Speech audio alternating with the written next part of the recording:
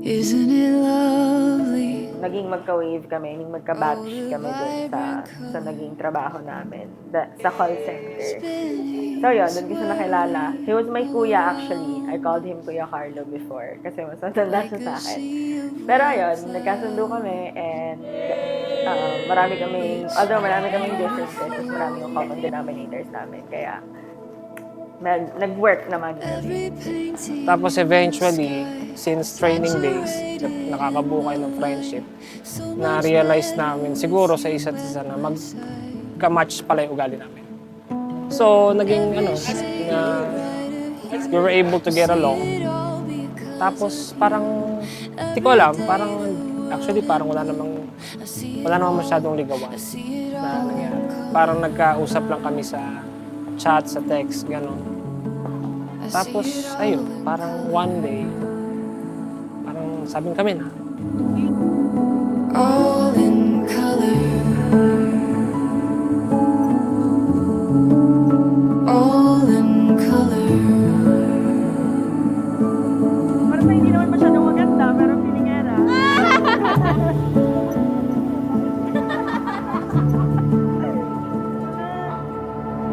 Feels like a dream, and I almost can't believe this vivid scene. How did I get so lucky? It's picture perfect for as far as I can see. Nakita ko yung sarili ko sa kanya. Like, para siyang lalaking version ko. Yung pagiging straightforward niya, yung pagiging mainitin ang ulo niya. Parang gano'n na gano'n ako eh. Parang ako yon na ginawa lang lalaki. So, naisip ko na mas madali ko siyang maiintindihan kasi nga parang ako lang yan eh. Although in reality, hindi pala. Hindi pala madali talaga intindihin yung sarili kasi parang nga siya yung sarili ko. Very strong ang personality niya. Matapang, kasi dahil sa mga pinagdaanan niya ng bata. Independent siya. Technically, kung hindi kami, parang hindi niya kailangan ng lalaki para maka-cope up sa buhay. Napaka-strong ng personality niya. Yun ang pinaka-gusto ko sa kanya.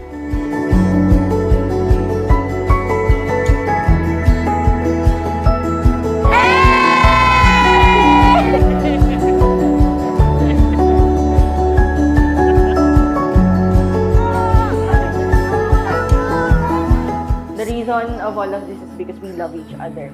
So marami kaming sakripisyo, marami kaming tiniis para lang umabot kami dito. Ayun, so for me, I think love is sacrifice, love is a choice. Beb, Juana, ito na yung araw na yung matagal natin pinagplanuhan. Simula na ito ng bagong chapter ng buhay natin. Bilang couple, ilang oras na lang magiging basis orasyon na kita. Ayun, hindi na ako makahintay na hingin yung aido mo at ibigay aido ko. I love you. Maraming salamat sa lahat. See you later.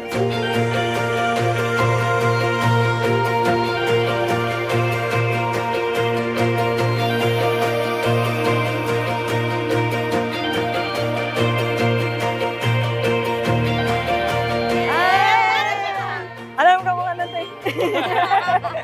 Ako pumili nito eh.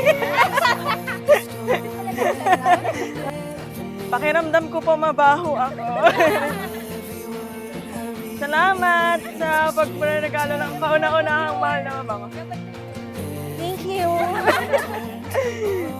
Masaya ako, nababango ako kahit ngayon. Ano to? Ano to?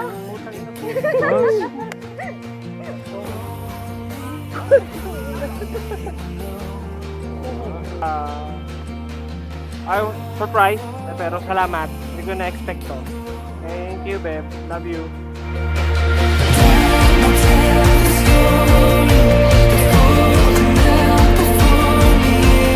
Sa buhay pag-aasawa, hindi siya madali.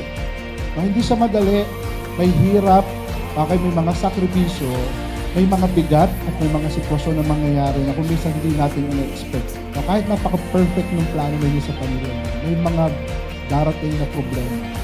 No, pero dumating man yung problema, bilang mag-asawa tuloy pa rin.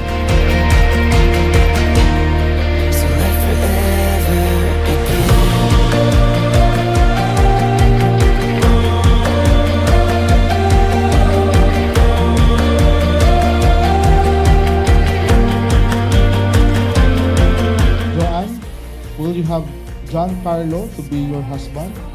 To live together in holy marriage? Will you love him, comfort him, honor and keep him in sickness and in health, in forsaking all others? Be faithful to him as long as you both shall live. I will. Giancarlo, will you have Joanne to be your wife? To live together in holy marriage? Will you love her, comfort her, honor and keep her in sickness and in health, and forsaking all others? Be faithful to her as long as you both shall live. I will.